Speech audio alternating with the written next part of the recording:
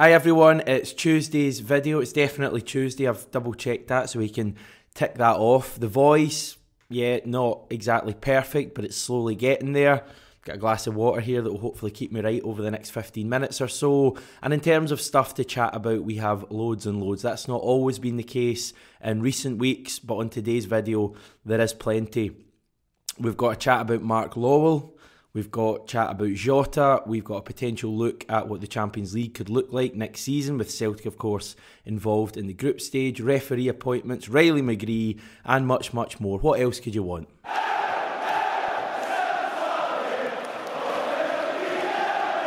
Me and John were live last night on the channel. You can check that video out. It's linked at the top of the screen. While we were on, the news of Mark Lawwell's appointment as head of first team scouting and recruitment broke. First of all, the statement that came out from Celtic last night while we were live. They say Lawwell will join the club in readiness for the summer transfer window. He was previously head of the City Football Group's scouting and recruitment for 10 years, and he worked with Ange at Yokohama F. Marinos. They are part of the City Football Group. As I say, we'll have more on that overall picture in a wee second. Now, Ange said, "I was very keen for Mark to join the club, and clearly I am delighted that he has accepted this important role and that we have been able to bring him to Celtic. Mark is someone who I worked closely with throughout my 4 years at Marinos, through which time we developed great trust and an excellent working relationship. He knows the way I like to work,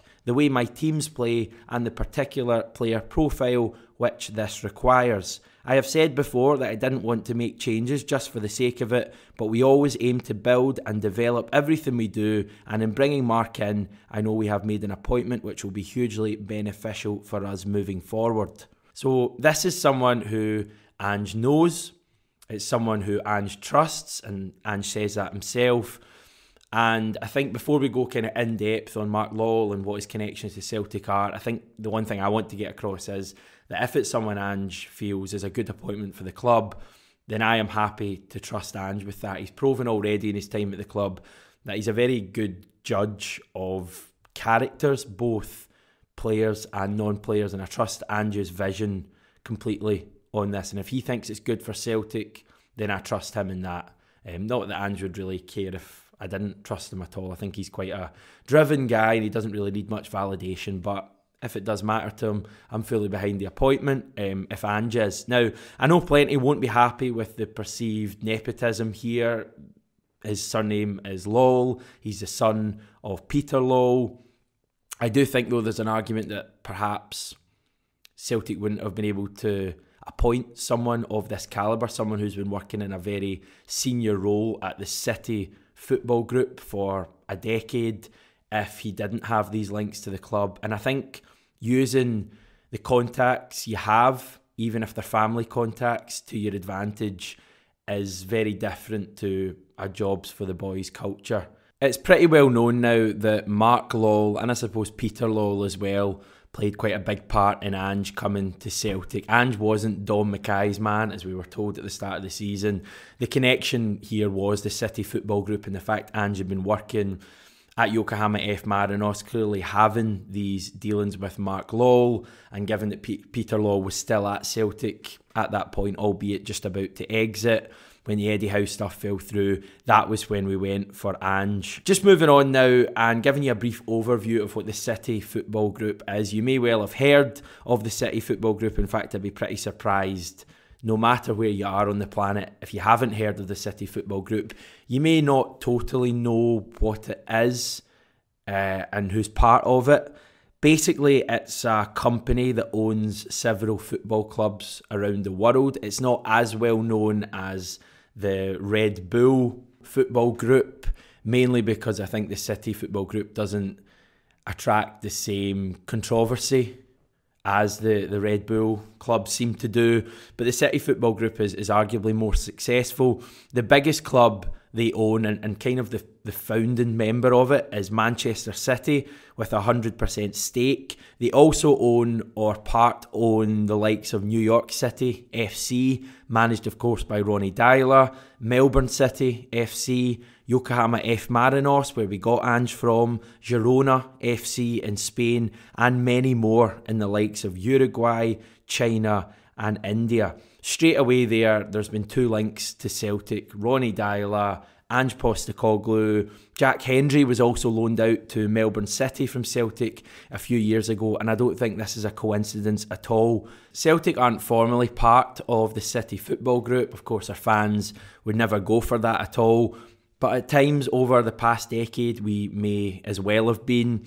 We all know the amount of players we have either loaned or signed permanently from Manchester City over the last, 10, 12 years. Off the top of my head, we've had the likes of Jason Denayer, John Guidetti, Daniel Arzani, Olivier Ncham, Patrick Roberts, Dedrick Boyata, Jeremy Frimpong most recently as well. And we were even linked with Jan Couto in the summer when we were looking for a right back. He was at Celtic Park, I'm sure, in the summer, maybe at the Jablonec game. We didn't sign him, we went for Juranovic instead. But Manchester City players have never been far off Celtic's radar, and I think a lot of that is down to the whole Law connection that we've had there. It seems like we have a guy in Mark Lawwell who both knows Ange very well and knows what Ange wants, and also knows Celtic very well, both professionally and personally. He'll have excellent contacts throughout the world in all the different continents where the City Football Group plies its trade, and he has lots of experience as well. So I think it's a good hire, and I go back to what I said right at the start of this segment. If it's something that Ange backs, then that is good enough for me. Right, I'm going to charge on because my voice is struggling big time here, and hopefully you all appreciate the sacrifices I put in every single day for your 10 or 15 minutes of enjoyment learning about Celtic. Anyway, I don't ask for too much credit, do I? Okay, moving on. Lots of news today about Jota. Some of it very incorrect. Been plenty of reports in the Scottish media as well saying that Jota has told Benfica that he wants to sign for Celtic. I think that's been lost in translation a little from the original Portuguese report, which to my eyes said that Celtic have informed Benfica of their decision to take up their option to buy on Jota. Said to be around £6.3 million. I think it's €7.5 million. That's not to say that Jota hasn't told Benfica he wants to sign for Celtic. I hope that's the case. I actually think it will be the case. But let's just not get too ahead of ourselves here. Let's just see how it plays out. There's been a lot of noise about Jota basically all season. That's not going to stop between now and the end of the season. I've genuinely been pretty relaxed about it the whole season. My calmness comes from the fact that, yeah, he's a great player and I would love to see Celtic sign him, especially for just over £6 million. I think that's an absolute bargain. But if we don't sign him, I just trust Ange and I suppose now Mark Lawwell to be able to sign a replacement. I don't think it's going to bring about the end of this team if we don't sign Jota in the summer. If we do though, listen, I'll be absolutely buzzing. And as I saw someone saying on Twitter, if they announce him while we're all in George Square partying on the 14th, then that would be pretty good timing. So let's hope that's what happens. Now, Celtic are 4 points away from winning the title. That's a maximum of 4 points. Of course, we know that if we beat Hearts this weekend, then it is as good as over, given that we have a massive advantage in the goal difference. Winning the league is incredibly important, and yeah, getting back to being the champions of Scotland is going to be a source of immense pride, I think, for every Celtic supporter. But we also have the added advantage this year of going straight into the Champions League group stage if we do indeed win the league. That was confirmed yesterday after UEFA banned all Russian clubs from participating in their competitions. That's the Champions League, the Conference League and the Europa League. I don't know why I put the Europa League last there. I guess I just love the Conference League. But basically, UEFA aren't going to have any Russian clubs competing in their tournaments next year. And while that's a good move for many reasons, it's also good for Celtic because it means that, guaranteed, if we win the league, we're into the group stage. That would mean we wouldn't have to play any qualifiers for the first time in well over a decade. Our first European match of next season would be on September the 6th or the 7th, which is, I think, a little bit later than July, but I might need to consult with my calendar there. Now, just for a little bit of fun, I thought we could take a look at what the Champions League group stage looks like as things stand at the moment. I came across this on Swiss Football Data on Twitter. Before I put it on screen, I just want to remind you that it's a little bit of fun. It assumes that the domestic leagues stay the way they are at the moment, and also that the teams with the higher coefficient win European matches both at the end of this season in the semi-finals and finals of the various competitions, and also at the start of next season in the qualifiers for the various competitions, or mainly the Champions League. So it's a little bit of fun. I know this is going to change a hell of a lot by the time the draw is made in, late August.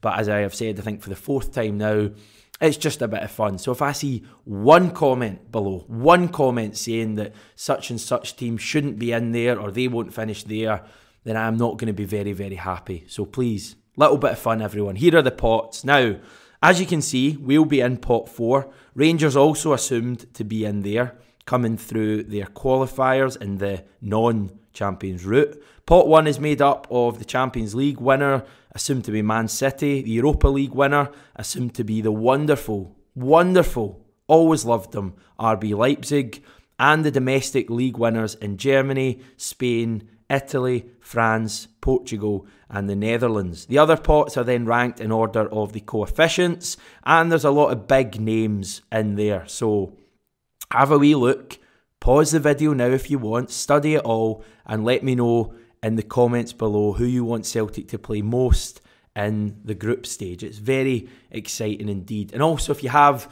any questions for me, anything you want me to try and answer, I'll do my best to do that. I don't have much of a social life.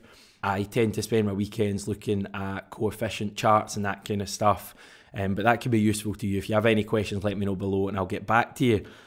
I had a few people asking whether Rangers qualifying would affect Celtic's Champions League windfall. The answer is yes, it would, but not by a massive amount. It wouldn't like half our total windfall from 40 million to 20 or anything like that. I estimate that Rangers making the groups would cost Celtic about £7 million. It would come out of our TV share. We'd have to split that with them, but we'd still be taking home around £35 million. So yeah, but the big thing would be, again, if we win the league, which we're obviously going to do, we wouldn't have any qualifiers at all. We'd have a summer off, and that would also no doubt help us at the start of the league season as well. We wouldn't have to play Wednesday, Saturday like, you know, the non-champions would have. So that's an advantage. Now, elsewhere, Riley McGree has told our friends at Optus Sport why he didn't sign for Celtic in January, saying, "With all due respect to Celtic and Ange, my ambition is to play in the Premier League. I feel like coming here with Middlesbrough, the position they're in, and they were in potential automatic promotion or promotion going through the playoffs, and then being in the UK itself, I feel like it was the best opportunity to get to where I want to be and what I want to achieve in my career." For those of you wondering, Borough are currently 7th in the Championship. They are in real danger of missing out on the playoffs altogether, while Celtic head for the Champions League. And we got Matt O'Reilly after all. The referee for our next 2 matches, where we can, of course, clinch the league title, have been announced. For Hearts on Saturday, it will be Don Robertson, assisted by Dougie Potter and Ross McLeod, with Andrew Dallas as the 4th official. Then at Tannadice, the following midweek, it's Nick Walsh with Graham Stewart and Alistair Mather, with Scott Lambie as the 4th official. And I will be offering no opinion on those refereeing appointments at all. So let's move on. Meant to say we crossed the 29,000 barrier over the weekend. A big thanks to everyone who helped us over there, and indeed everyone who's subscribed since the beginning of the channel. We're now already on the road to 30k. I did say we were going to do a draw for the mugs at 29k. I'm actually going to hold off and do that at the big 30k, when hopefully we may have something else to give away at that stage too. And to give you a clue, it has something to do with trusting the process. So we'll see how that goes. We are back tomorrow. Hopefully my voice will be in a better state at that stage. So thanks everyone for being with us today. Speak to you tomorrow.